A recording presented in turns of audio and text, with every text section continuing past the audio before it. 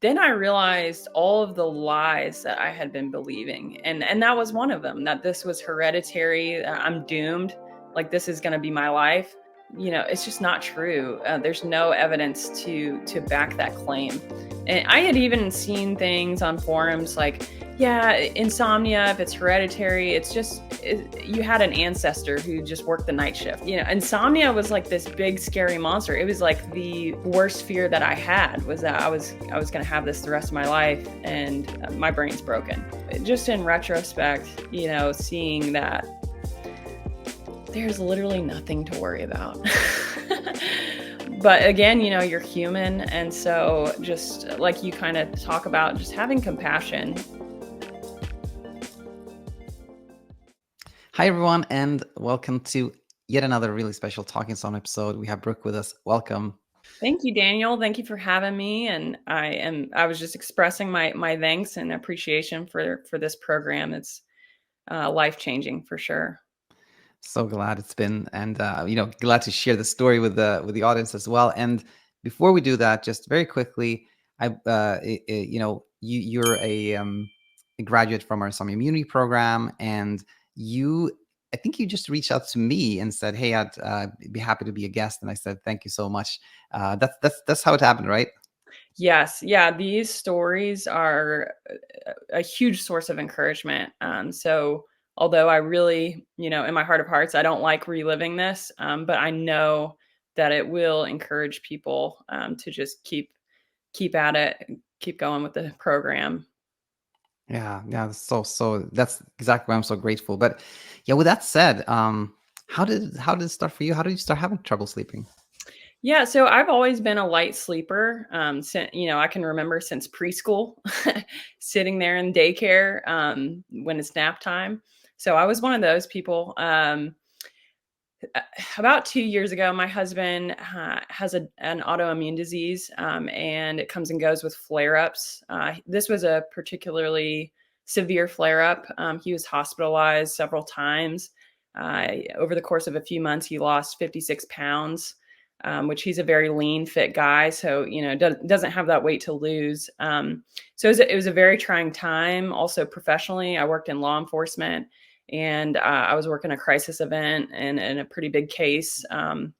So, professionally, personally, a very stressful time in my life.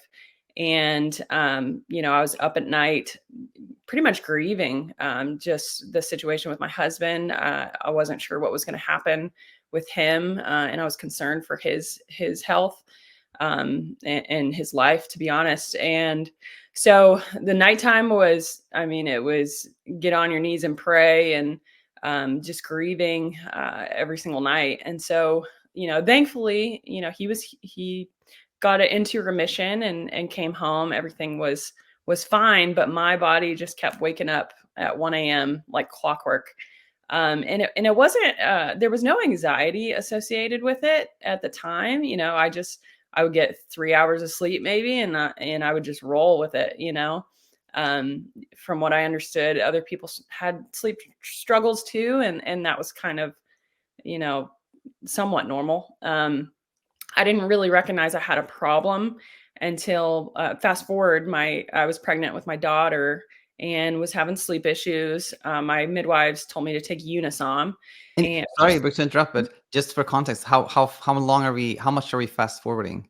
yeah, fast forwarding probably about a year into it. And it didn't go away. But I was still able to kind of manage and get through life pretty okay. Sorry again, but so for Okay. 1 year, you sort of woke up like clockwork around 1, and you were awake for quite a bit of time, or what was that year like? Um, you know, and it's kind of hazy in my memory too. I think I was in denial, to be honest with you. I was afraid to confront the issue. I didn't want to be on medication the rest of my life. My dad has insomnia. And so a big old fear of mine was this is hereditary and I'm going to have it the rest of my life. I know now that's just a misbelief in the insomnia community. It's something that's peddled, but it's not true. Certainly there's personality qualities that are very similar to my dad that I have. He's type A, go-getter kind of guy, problem solver. And so, you can see how that gets, convoluted. But yeah, sorry, I don't know if that answered your Yeah, question. no, it did. So for 1 year, you had this like choppy sleep, but you kind of was ignoring it, Mhm. but it didn't become a huge issue because it wasn't like on the other hand, it was also not you're not super worried about it either. So it Yeah. was kind of humming, like running in the background, something like that. Yeah, I was humming in the background. There were some nights, that I would have like normal sleep, 7, 8 hours. But yeah, a lot of nights, just waking up like clockwork at 1 a.m. and not able to fall back asleep. And I would do all the things that they tell you to do, get up, don't lay in bed, do something kind of neutral, uh, you know, but don't be on your screen, all these rules and of sleep hygiene that I was following, and it was getting me nowhere. In fact, reinforcing some of the struggle. So yeah. So there was a bit of a struggle there, but it wasn't like this all-consuming, like tremendous anxiety around it at that time. Right. Yeah. It wasn't until I realized, oh, I have a problem that, I mean, it just started spinning out of control. And it all boiled down to lies that I was believing. I was believing that my brain was damaged, that there's something wrong with it, like neurologically. I was and I even saw a sleep therapist, and she reinforced a huge fear which was she actually planted the idea in my head, which was, you could have this familial fatal insomnia. And she's like, you need to see a neurologist to rule this out. And of course, somebody who's in this situation, they're just going to believe the worst, so, and I was like, well, it must be true because it's just getting worse and worse and worse. And my lowest low was a 3-night stretch with zero sleep. I was so sleep starved, like to the point where even when you do sleep for minutes or hours, you're sleeping about and dreaming about insomnia. So I'd have dreams that I'm like begging people to help me sleep, and I'm sleeping.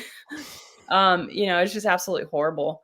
But Yeah, sorry. yeah. I think that's incredibly valuable you would share that, but I also felt like I kind of led you out of your storytelling. So there was like this year or so, and then you had you had a baby, right? Yes, I have a beautiful baby girl. She's about a year old, a little over a year now. And the newborn throes, you're so tired that you sleep whenever. And that's kind of what happened. It wasn't until I sleep trained her and she was sleeping through the night around that 6-month mark that I realized I have a problem, because she's sleeping through the night. I'm waking up at 1 a.m. again. Like, this problem did not go away.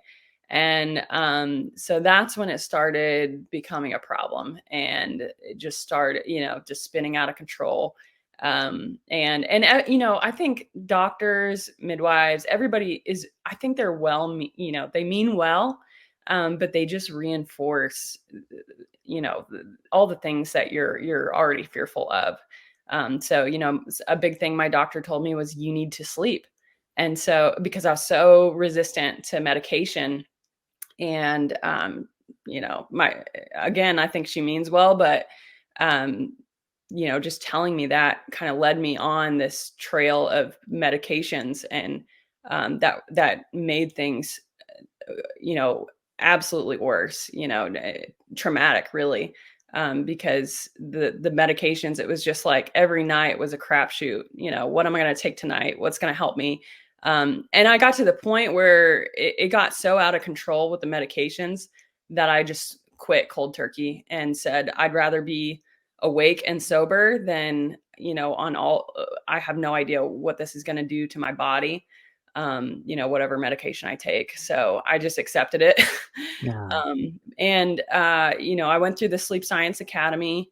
That was about an 8-week program, and it helped some. I'm not going to say that it didn't help at all. It helped some, but it definitely did not get at the root cause. The underlying fear and the underlying anxiety. I think it reinforced some of it actually, because a big rule in Sleep Science Academy is like, the rule is, your bed is only for sleep. And so what that caused was a fear of the bed and like a self-monitoring, like, okay, am I ready to go to bed? Am I sleepy? Okay, let me go try now and jump in the bed. Is it time? Oh no. So you're just exhausted from going from the couch to the bed all night. So it just reinforced that. And then it's conflicting too, because they say, there are no rules, but here's some rules, So it's just confusing for a sleep deprived person going through it's absolutely confusing. So I just started watching your YouTube videos like this, and it started clicking. The fear of fear, really. The layers of fear and the hyper arousal, it's no big deal. It's just hyper arousal. It's just a feeling. It's just what your body's doing. So yeah, your course was fundamentally different from all the others that I had seen. So glad you found it. And I want to talk, of course, more about like, what you found helpful and how things changed as you were learning with us. But before that, maybe just for the audience who I'm sure will wonder this, or just for context, like, do you remember some of the medications that you were prescribed? Yes. I'll never forget them. I didn't try too many. I know there's tons out there, but lorazepam was one of them, which is an anti-anxiety. That worked for 2 weeks. And then as soon as I questioned it, as soon as I said, what if this stops working? That night I didn't sleep. And I didn't know at the time that this was like psychological, Um, I tried Seroquel, absolutely horrendous drug. They use it for dementia patients who like get up in the night and start stirring, and it just knocks them out. That was terrible. Gabapentin. Um, yeah, that was a horrible experience. Unisom actually was the only thing that helped me for a good year. So until it stopped working, but Yeah. yeah. I totally. And how and Sleep Science Academy, I've heard about Sleep Science Academy, but know very little. In my mind, I thought they kind of certified people who then go out to create their course or something. Or is there like a central Sleep Science Academy course that you took, or what was the program like? Yeah, it's a course, and then they assign you a coach. But soon after joining the program, I found out that my coach never had insomnia. And that was evident to me before he admitted that, because he was asking me to do things that I was like, what? I asked him like, how do I forget what the question was, but I asked him like, how do I work through this basically? And he pinned it back on me. He was like, well, how would you coach someone? And I'm like, man, I don't know. That's why I'm on here. That's why I'm paying you big bucks, because I have zero clue. So it was stuff like that, really, honestly, like really touchy feely type stuff. They wouldn't they would ask you like, I invite you, or I give you an invitation to, for this challenge for this week, just things like that were just kind of like guru type weird. I don't know. Yeah. Um, it just, I was just like, man, this is really discouraged. I was honestly discouraged by the end of it, because I thought, there's all these testimonials that are glowing for this program, but it didn't help me. Um, Yeah. so but at that point I was already watching your videos, and I was like, I'm going to switch over. Like Yeah. this guy knows what he's talking about. So So glad you did. And how, and just yeah, again, for context, how did you come across our channel? yeah, just YouTube. The algorithm knew that sleep was on my mind, and so your videos kept popping up.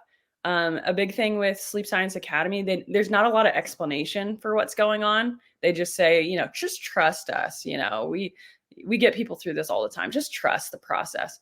And I'm like, yeah, but I need an explanation. Like that, I'm a curious person. I need to know what's happening. And you were very straightforward with all your explanations. There was no mystery, and very clear. And so for someone who was desperately sleep deprived. That was very appreciated. Yeah. Yeah. So glad again you found it. And then you joined the Insomnia Immunity program, right? No, I actually didn't. I just worked with one of your BedTyme app Oh, coaches, you were in Allie. bedtime. Sorry, I was confused. Yes. Okay. Yeah. Yeah. Yeah.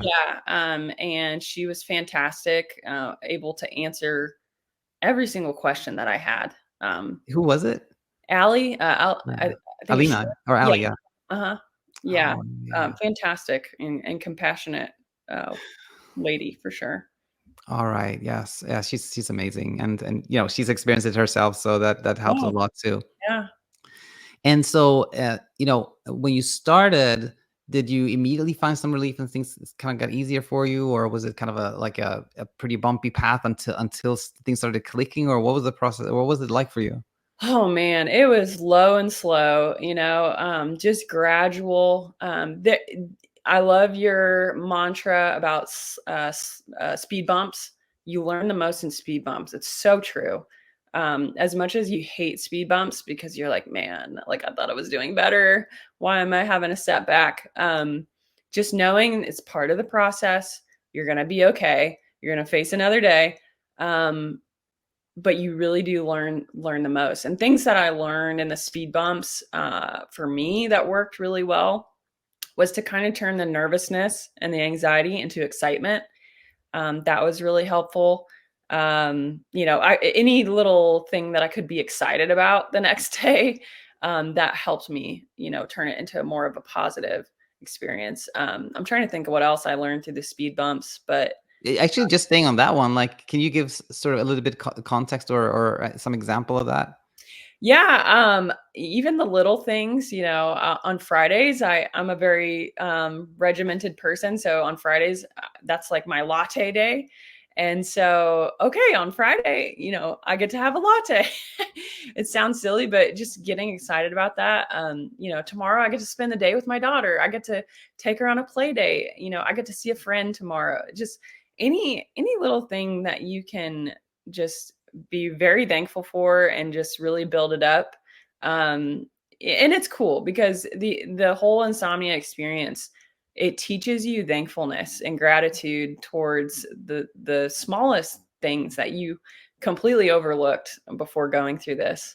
So that's one really awesome thing that you kind of, a little souvenir that you come out with, is just seeing the details in life, the color, Yeah, um, that you otherwise wouldn't.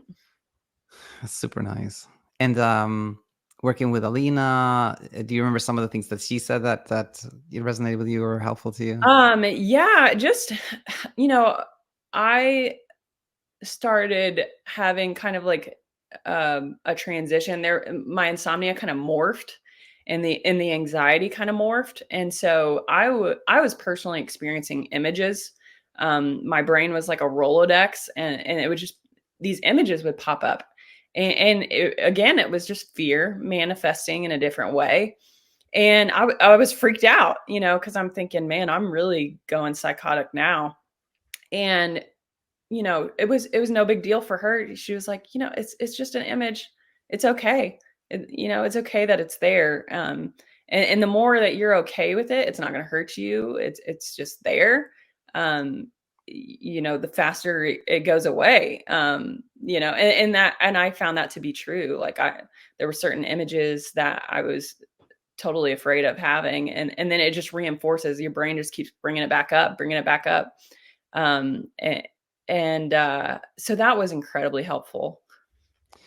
That's I'm so glad you're bringing this up, because one of the greatest fears in our community is some sort of like, I'm gonna lose my mind or I'm gonna go psychotic and things of this nature, which, as we know, there's no evidence of that whatsoever. But the experience you have is not uncommon. And Right. but was it just kind of like related to sleep transitions that you would see something, or was it like during the day? And what were the images like, if you don't mind? This would happen like at night. I'd be having an all-nighter, and I'd be trying to distract myself, trying to watch TV. And in particular TV, I guess the images flashing quickly, just something in my brain would go haywire and just register as a threat. And so, my brain would, it was like a Rolodex of just images, like any scary image I've ever thought of, it was just like, and, it was like an anxiety attack. And, so once I realized that, okay, like, it's just, my body's just doing its thing. It became less scary. So yeah. Yeah, no, so glad you share this. And there's so many experiences during this journey that can seem so bizarre, but it just shows how kind of, when we're scared, we can have all types of experience, like out of body experiences and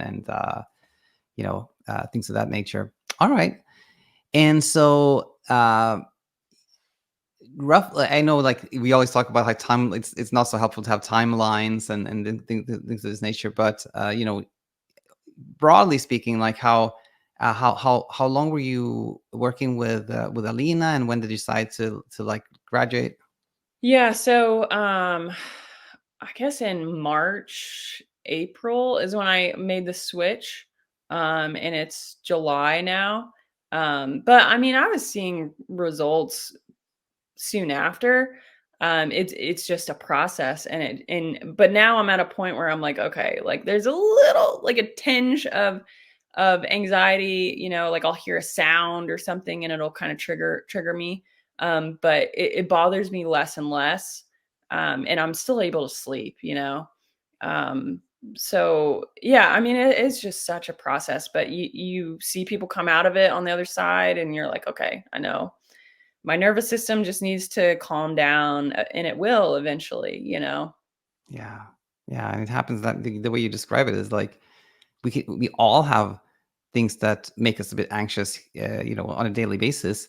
Yeah. That's normal. It's again how we react to that. Do we think like, oh, I shouldn't be anxious? Why am I anxious? I have to stop my anxiety. Then we can have some struggle. But if we just Right. recognize that, of course, I'm a little anxious. It's totally normal to be. I don't have to do anything. Yep. It Yeah. settles. For instance, I have a surgery coming up in a week, and I'm already having anxiety over that. But and I was thinking about it, going into bed, but I was still able to sleep. And I was like, you know what? This is a common human experience. Everybody's nervous about surgery. So yeah. No, exactly. Like, this is not for you, Brooke, but for the audience here. I'm kind of doubling down on this message. But again, like being nervous and anxious about surgery, totally normal. And it doesn't become a struggle. But if somebody's nervous about having surgery, and then they become nervous about the fact that they're nervous about having surgery, like then it becomes this kind of, we're now not scared of the surgery. Actually, we're scared of the Right. fear we had about it. That can become like a little bit of a struggle. Yep. Um, Now, I wanted to ask you if you could, actually before that, let's stay a little bit longer on this other important topic that you brought up, which is that you had a concern that maybe this is hereditary.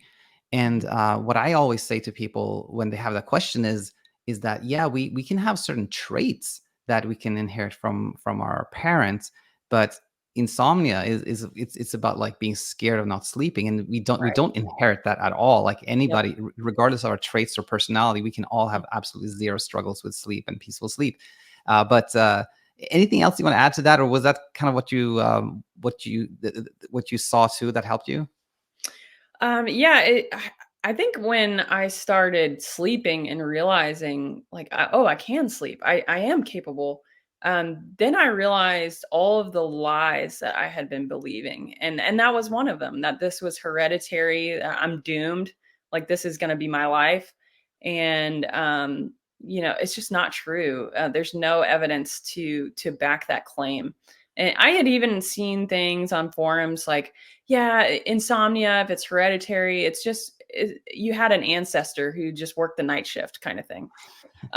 It's just so ridiculous. There's so much misunderstanding about insomnia. Like I'm still baffled by that, just across, it's 2024 and across the board, we still have no clue what insomnia is. It's just baffling. No, you're absolutely right. It's like in a lot of the psychological space, there's no real understanding. In the medical space, no understanding. In kind of like the peer-to-peer space of forums online, there's no real understanding. But hopefully, like interviews like this and us talking more about it will change that. And with that said, let me ask these like two last questions I have. One is if you could, travel back in time to when this started and you could tell yourself something, what would you pick? Yeah, so I would say, there's a verse in the Bible, it's Psalm 139, and it talks about being fearfully and wonderfully made. And I would tell myself, you are fearfully and wonderfully made. Your body's doing some fearful and wonderful things right now. But the same God who created you is with you. And it says in that passage too, that even if I make my bed in Sheol in hell, even there you are with me. And so, God's in your struggle. There's nothing that he's going to allow in your life that's not for your benefit ultimately. Yeah, that's wonderful. I'm sure that would have helped a lot. Yeah. And also, um, yeah, final question is, having gone through this, have you seen that you learned things that may be helpful to you in other areas of life?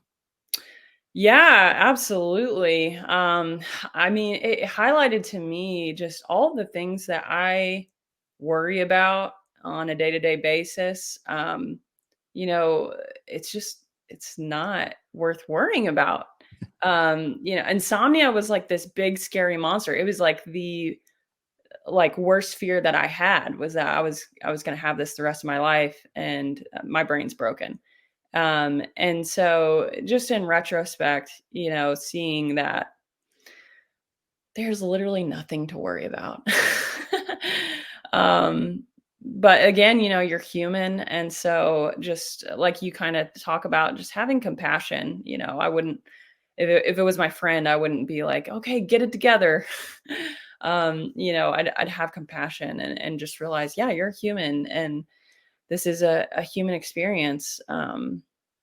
So yeah. Absolutely.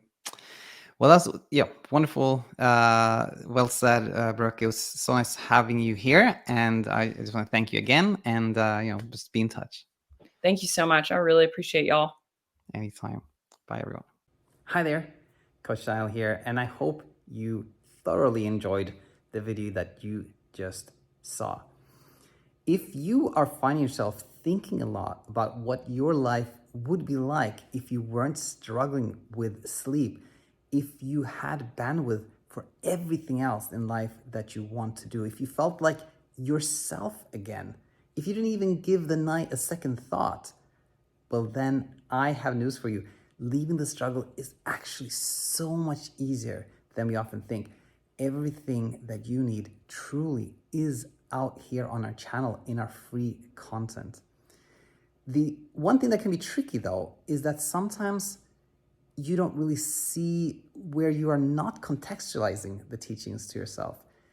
And what also can be tricky is that it can feel a bit lonely and isolating to leave the struggle on your own. If this applies to you, then head over to thesleepcoachschool.com because we have programs where you can join a community of people that are leaving the struggle, which is led by coaches who have already done so. And so if this, again, sounds like something you'd be interested in, head over to our website, thesleepcoachschool.com, and check out our Insomnia Immunity program. And if you decide to join, we can't wait to see you on the other side.